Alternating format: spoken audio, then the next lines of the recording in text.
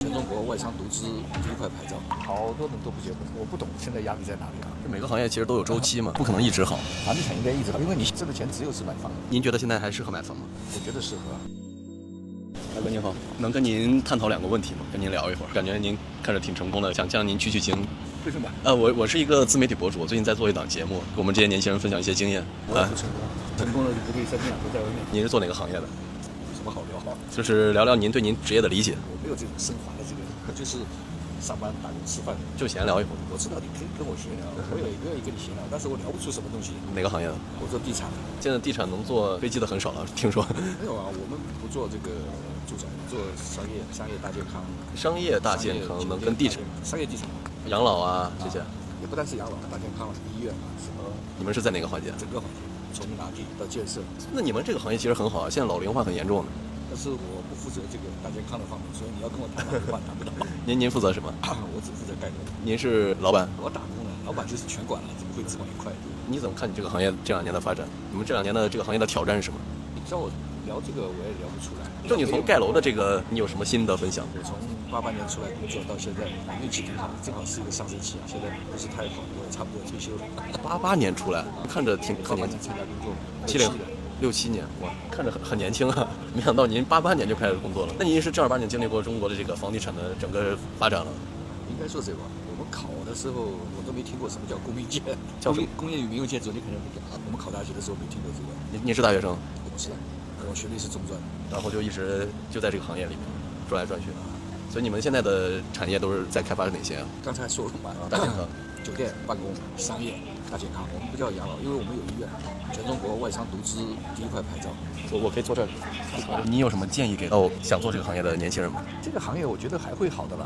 我最近10年没有做这个住宅啊，12年了。那之前也一直做住宅的嘛。对，做这个，因为之前就住宅赚钱嘛。其实我们现在很多政策要稳固这个市场啊。地产是支柱产业嘛，但是这个起不到很大作用。我个人以为普遍向下的原因不是因为房地产本身造成的，都是由于一个综合因素造成的。你的经济不好啊，你的怎么样，这就造成的。这每个行业其实都有周期嘛，不可能一直好。房地产应该一直好，因为你想想看，做一个最简单的道理，所有的人老百姓，挣了钱去哪？你挣了钱去哪？买车，大宗商品啊，你没有地方去的，因为你买车是小钱嘛，你不会去投资开厂嘛，你普通老百姓开不了这个，弄不了这个，对吧？然后你挣的钱只有是买房。前20-30年，很多人的财富积累都是靠房子嘛。对啊，如果像前面这种可能不会有了，但是地产总体应该将来还是会向上的，主要是看经济。就是大家的生活水准越来越好了，大家需要住更高品质的房子了，更高品质也好啊，更大面积也好啊。你像现在上海是有房产税。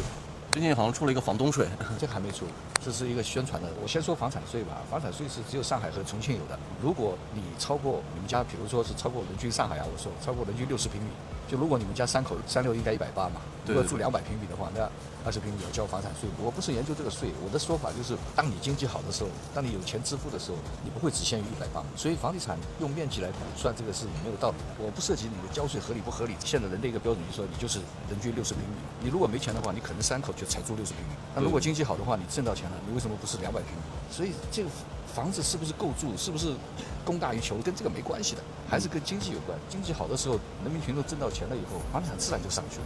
房地产可能只是一个经济的一个缩影。您觉得现在还适合买房吗？我觉得适合，刚需就得买，刚需涨了也要买，跌了也要买，是要住嘛。其实我觉得现在很大程度是因为买房的主力军全都是中产，因为现在没有中产了。大家不结婚不生娃，意味着没有在比如购置新房。不结婚不生娃，这是一个问题，我就是觉得很奇怪。我不知道你结婚了没？我刚领证。